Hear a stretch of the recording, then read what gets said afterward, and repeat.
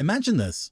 A man in his 50s, long hair still flowing behind him, lacing up his skates while kids half his age stare in disbelief. He skates out, still strong, still dangerous, still in love with the game. This isn't fiction. This is Jaromir Jagr, a player who refused to let time, age, or expectation stop him.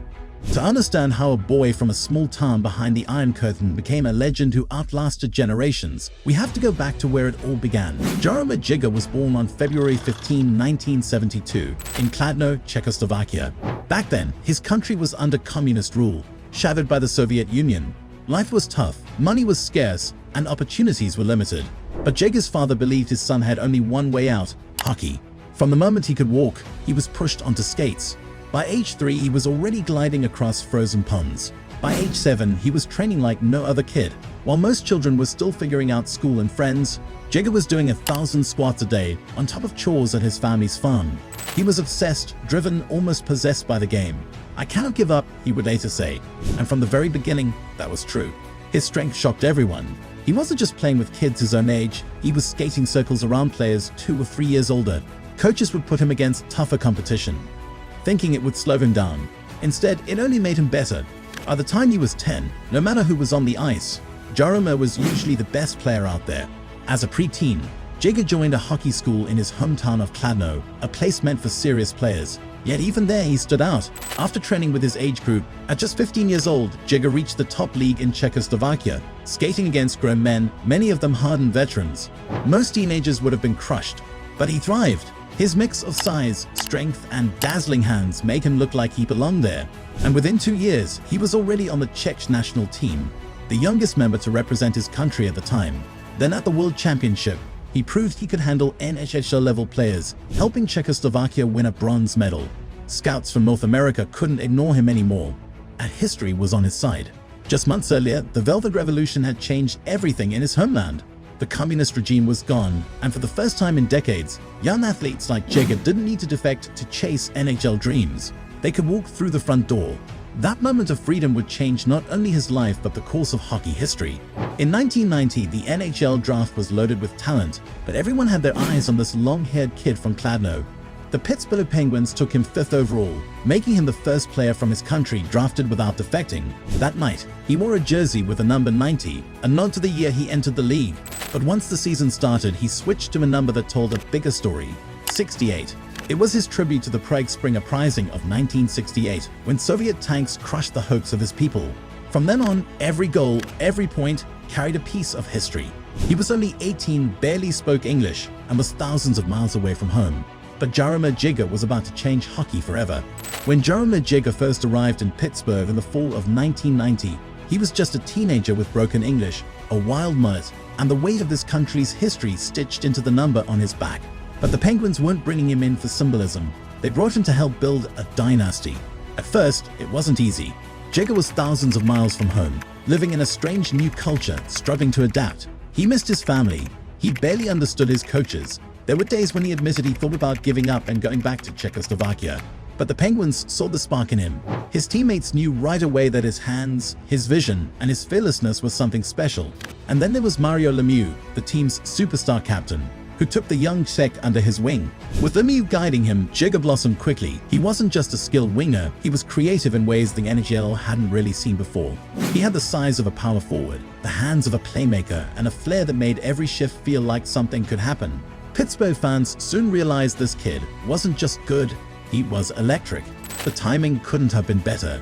In 1991, Jagr's rookie season, the Penguins made a run for the Stanley Cup.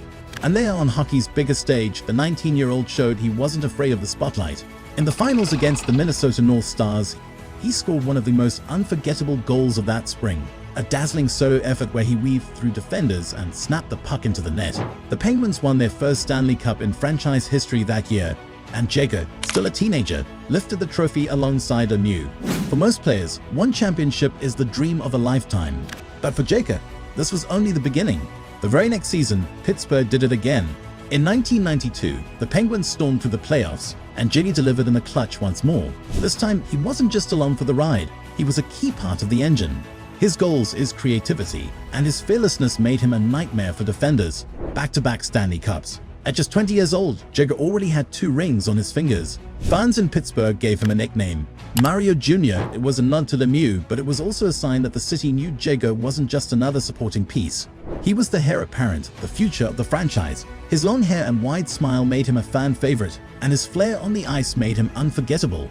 But as the Penguins celebrated their dynasty, adversity was waiting around the corner. Mario Lemieux, Jago's mentor and leader, was soon sidelined with serious health issues, including back problems and a battle with cancer. The team needed someone to step into the void, and that someone was Jago. By the mid-1990s, he wasn't just a young star anymore, he was becoming the face of the team. And with every passing season, his numbers climbed, his highlights multiplied, and his reputation grew. He wasn't just following in Lemieux's footsteps, he was carving out his own legacy. As Pittsburgh leaned on him more heavily, Jago rose to the challenge. He became one of the most dangerous offensive players in the NHL, dazzling with end-to-end rushes, impossible stick handling, and a shot that goalies feared. When Lemieux was out, Jago kept the Penguins alive. When Lemieux returned, they were nearly unstoppable together. And through it all, Jago never lost that boyish enthusiasm. He wasn't just scoring points, he was making hockey fun. By the time the decade rolled on, there was no denying it. Jaromir Jagr had gone from homesick teenager to cornerstone of a championship team.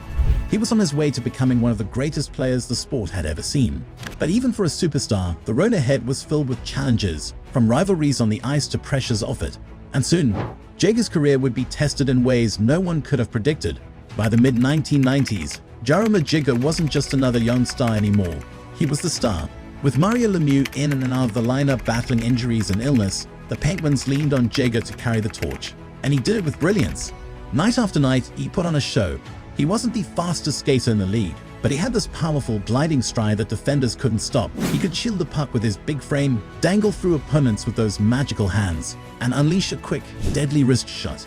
He had an instinct for where the puck was going, and he seemed to think a step ahead of everyone else. The 1994-95 season was his true coming-out party. In a lockout-shortened year, he scored 70 points in just 48 games. It was a statement. Jaromir Jagr was no longer the apprentice. He was the master. The next season, he hit 149 points, the most by any European-born player in NHL history at the time. He won his first Art Ross Trophy as the league's leading scorer, and he didn't stop there. Between 1994 and 2001, no one scored more points than Jaromir Jagr. Not Wayne Gretzky, not Mario Lemieux, not anyone. He was the face of the NHL, the symbol of its new era. But Jagr's dominance wasn't just about numbers. He brought flair, he brought style. The mullet wasn't just a haircut, it was a symbol. It flowed behind him as he skated, becoming one of the most iconic looks in sports. Fans wore wigs to games in his honor. Kids pretended to be Jagr on backyard rinks, imitating his end-to-end rushes. He wasn't just a great player, he was a cultural phenomenon. And while he was building his legend in the NHL, he was also carrying his country on his back. At the 1998 Winter Olympics in Nagano, Japan, Nazol players were allowed to compete for the first time. It was the ultimate test. Best versus best, country versus country. And there, Jagr and the Czech Republic stunned the world. In the final, they defeated Russia to win the gold medal, the first Olympic gold in hockey for their nation. For Jagr, it was more than just a medal. It was history. It was pride. By the turn of the millennium, Jagr was unstoppable. He was the captain of the Penguins, the most dominant forward in the game, and a global superstar. His highlight reels were endless. One-handed goals, impossible assists, overtime winners. He had everything: skill, charisma, championships, and records. But greatness comes with weight. The Penguins, despite Jagr's brilliance, were struggling financially. The team was on the verge of collapse, and Mario Lemieux, now part owner, was fighting to keep the franchise alive. Jagr, meanwhile, felt the pressure of carrying an entire city on his shoulders. The joy that once fueled him started to fade. "I never wanted to be the guy," Jagr once admitted. "I wanted to play hockey. That's all." By 2001, change was inevitable. The Penguins, unable to afford his contract, made the painful decision to trade him. After more than a decade in Pittsburgh, after championships, scoring titles, and unforgettable moments, Jaromir Jagr was leaving the city that had become his second home. He would land in Washington with the Capitals, a move that was supposed to mark the next great chapter of his career. But instead, it began one of the most difficult stretches of his life. When Jaromir Jagr was traded to the Washington Capitals in 2001, it seemed like the perfect move on paper. Washington was ready to build a contender around him, and Jagr was in his prime, still widely considered the best forward in the world. They gave him a massive contract, the richest in NHL history at that time. Expectations were sky high, But sometimes, the weight of money and expectation crushes even the strongest shoulders. Jigga never truly fit in with the Capitals. The chemistry wasn't there. Washington's system didn't suit his free-flowing, creative style. Instead of joy, he felt pressure. Fans who had once adored him now questioned him. Headlines focused on his salary more than his goals. And for the first time in his career, Jigga looked human. Off the ice, his struggles deepened. He was rumored to have gambling problems, reportedly losing millions at casinos. He carried debts, stress, and a growing sense of frustration. "I made mistakes," he admitted years later. "I was young. I didn't always know what I was doing, but I always wanted to play hockey. That was the one thing that kept me going." By 2004, the Capitals traded him to the New York Rangers, but even there, he couldn't fully escape the shadow of disappointment. And then the lockout hit. The entire 2004-05 NHL season was cancelled, and Jigga, like so many others, had nowhere to play. Most veterans used that time to rest, to prepare for one last push. Jigga chose something different. He went to Europe, returning to his roots, playing in the Czech Republic and Russia. And when the NHL finally came back, Jigga came back too, this time with something to prove. The 2005-06 season was a renaissance. Jigga exploded with 54 goals and 123 points, setting a new Rangers franchise record for most points in a single season. The critics were silenced. The washed-up label was gone, but the highs were short-lived. Injuries crept in. His body, after years of punishing battles, began to wear down. By 2008, after another playoff disappointment, Jigga made a stunning choice. Instead of staying in the NHL, he left for the KHL in Russia, signing with Avangard Omsk. For many, it seemed like the end. Players didn't usually leave the NHL in their mid-30s and then come back. They faded away. They retired quietly. That was the script. But Jaromir Jigga had never followed the script. In Russia, he regained something he had lost in Washington: joy. The KHL gave him space to be creative again. He found the spark that had once defined him. He still trained like a madman, staying on the ice for hours, lifting, squatting, punishing his body just as he had done as a boy in Kladno. While the hockey world in North America moved on, Jigga kept his body and mind sharp. And then when everyone thought the story was over, when he was nearly 40 years old, Jaromir Jigga shocked the world once again. In 2011, at nearly 40 years old, Jaromir Jigga stunned the hockey world. After 3 seasons in the KHL, he signed a 1-year deal with the Philadelphia Flyers. Many believed he would be too slow, too old, too far removed from the NHL grind to make an impact. But Jigga had other plans. From the very first games in orange and black, he proved the doubters wrong. His conditioning was legendary. "He works harder than anyone I've ever seen," one teammate said. "He's a machine." He wasn't just chasing goals anymore. He was shaping the next generation. After Philadelphia, Jigga's journey turned into something no one expected. He became a nomad, moving from Dallas to Boston, New Jersey to Florida, Calgary to countless arenas where fans lined up simply to see him play one more time. He wasn't just a hockey player anymore. He was a living legend. Everywhere he went, people wanted to catch a glimpse of the mullet, the salute, the magic. Even in his 40s, Jigga logged meaningful minutes. He scored clutch goals.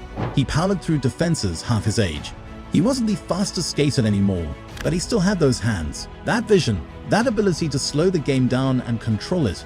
By the time his NHL career wound down in 2017 with the Calgary Flames, Jigga had become second in all-time points behind only Wayne Gretzky, third in goals behind Gretzky and Gordie Howe, and fourth in games played.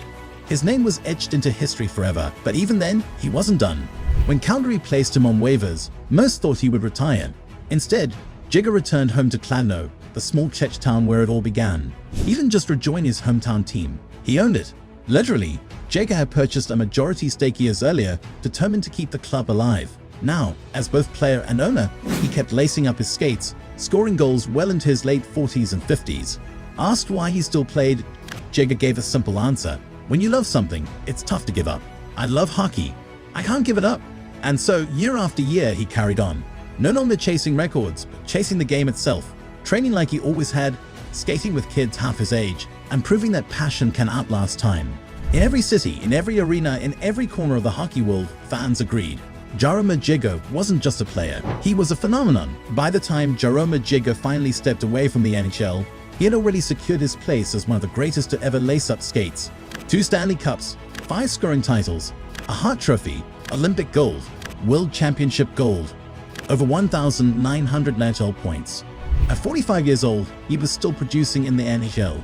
At 50, he was still skating in his hometown. The longer he played, the more mythical he became. He wasn't merely compared to legends like Gretzky, Lemieux, or Howe. He stood alongside them, unique in his own way. Fans didn't just admire his records, they admired his journey. From a boy doing squats on his family farm in communist Czechoslovakia, to dazzling North American crowds in Pittsburgh, to reinventing himself in New York, Philadelphia, and beyond.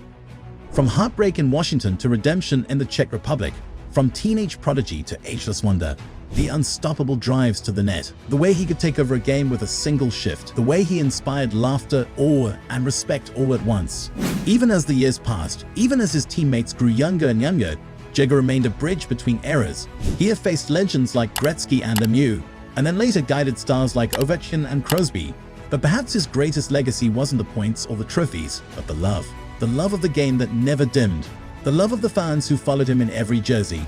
The love of a country that saw in him a symbol of resilience, freedom, and pride. "I cannot give up," Jagger once said. And in truth, he never did. His career spanned more than 3 decades. His influence spanned continents. His records will stand for generations. Yet Jaromir Jagr's true story is timeless. A reminder that greatness isn't just about talent. It's about dedication, sacrifice, and the refusal to let go of what you love.